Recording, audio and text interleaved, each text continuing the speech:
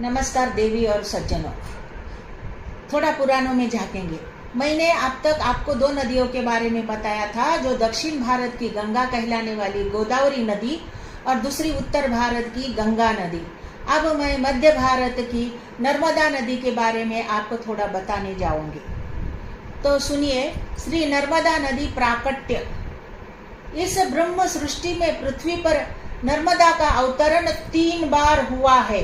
प्रथम बार पाद्मकल्प के प्रथम सतयुग में, द्वितीय बार दक्ष सावर्ण मनवंतर के प्रथम सतयुग में और तृतीय बार वर्तमान वैवस्वत मनवंतर के प्रथम सतयुग में।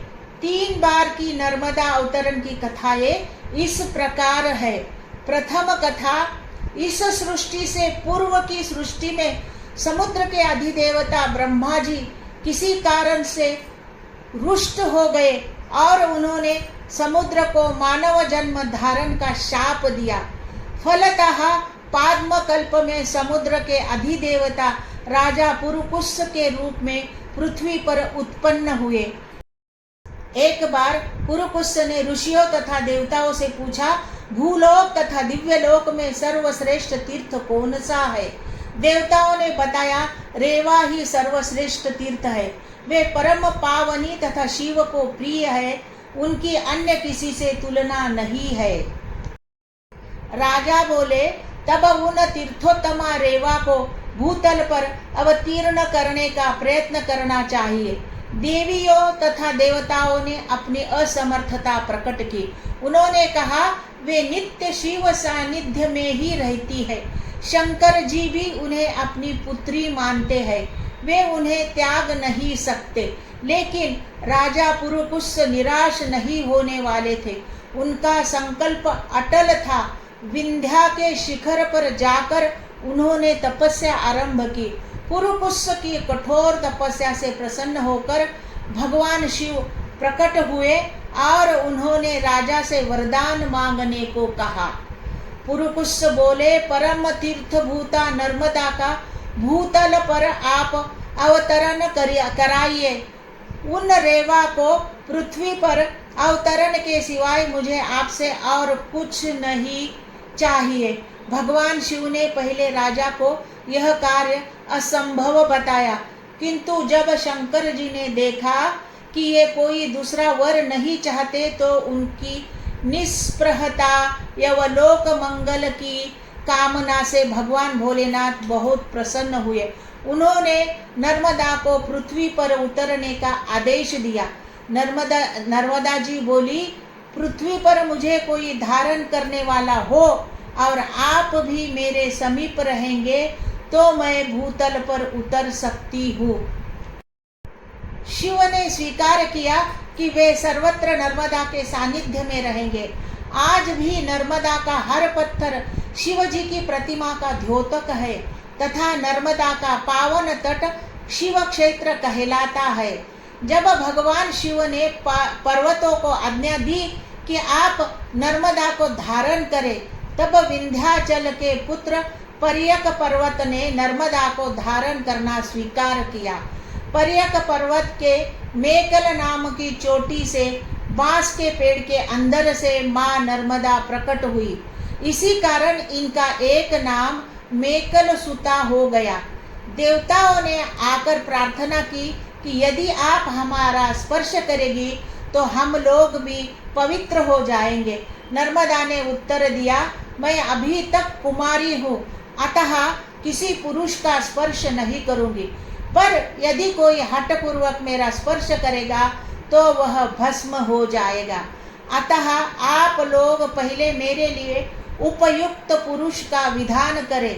देवताओं ने बताया कि राजा पुरुकुस आपके सर्वथा योग्य है। वे समुद्र के अवतार है तथा नदियों के नित्यपति समुद्र ही है। वे तो साक्षात नारायण के अंग से उत्पन्न उन्हीं के अंश है, अतः आप उन्हीं का वरण करो। नर्मदा ने राजा पुरुकुस को पति रूप में वरण कर लिया। फिर राजा की आज्ञा से नर्मदा ने अपने जल से देवताओं को पवित्र किया। द्वितीय कथा, दक्ष सावरणी मनवंतर में महाराज हिरण्यतेजा ने नर्मदा के अवतरण के लिए 14,000 वर्ष तक तपस्या की। उनकी तपस्या से संतुष्ट होकर भगवान शिव ने दर्शन दिया।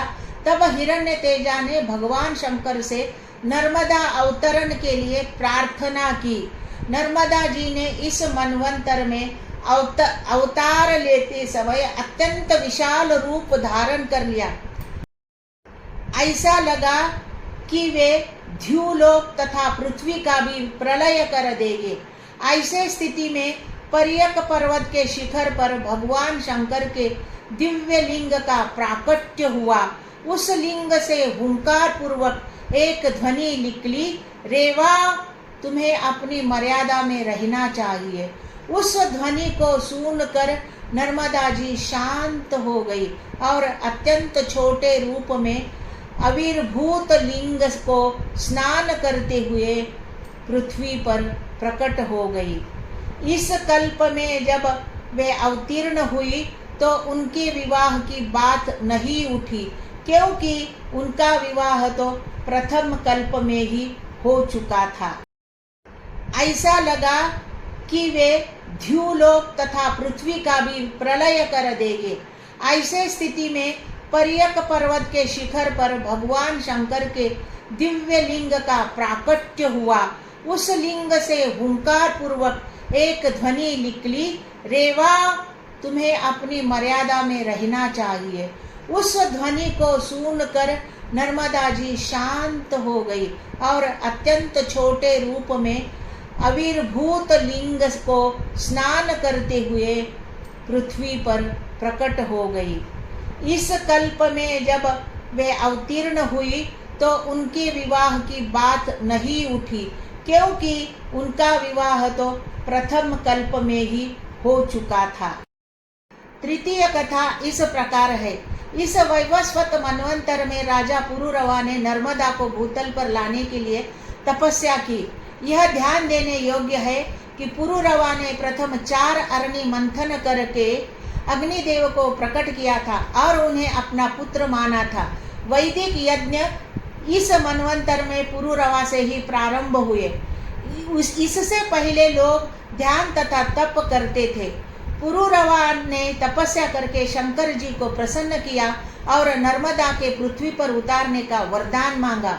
इस कल्प में विंध्य के पुत्र पर्यक पर्वत का नाम अमरकंटक पड़ गया, क्योंकि देवताओं को जो असुर कष्ट पहुंचाते थे इसी पर्वत के वन में रहने लगे थे। जब भगवान शंकर के बाण से जलकर त्रिपुर इस पर्वत पर गिरा तो उसकी ज्वाला से जलकर असुर भस्म हो गए। नर्मदा के अवतरण की यह कथा द्वितीय कल्प के समान ही है।